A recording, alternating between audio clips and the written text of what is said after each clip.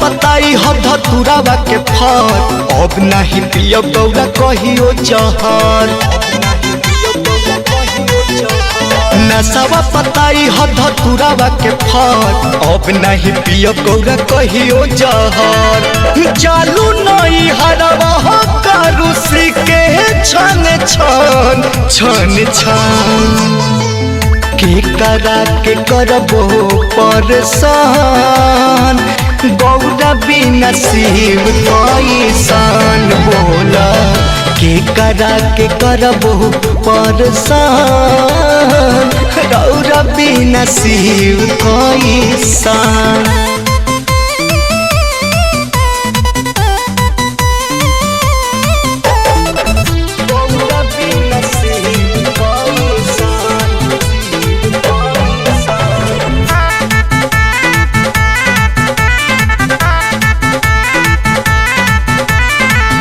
नैहर के आन हऊ ससुरा के शान हऊ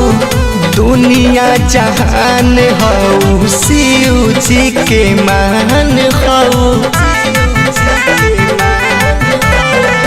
नैहर के आन हऊ ससुरा के शान हऊ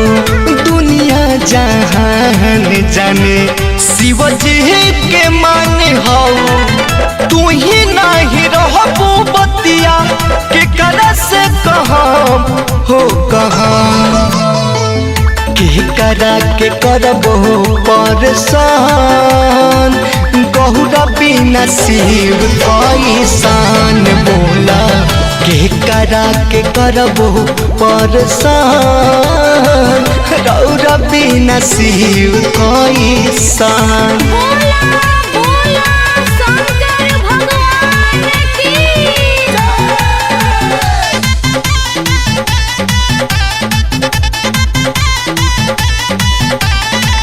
जवन तू कहबो सब बतिया जी मान लेबो बढ़िया से रहे खातिर आजुए से ठान लेबो जवन तू कहबो सब बतिया जी मान लेबो बढ़िया से रहे खातिर आजुए है जिठान लेबो रमेश के नी हो रहा है जी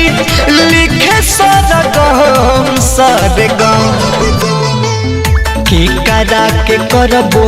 परेशान गौरा बिना शिव कैसन बोला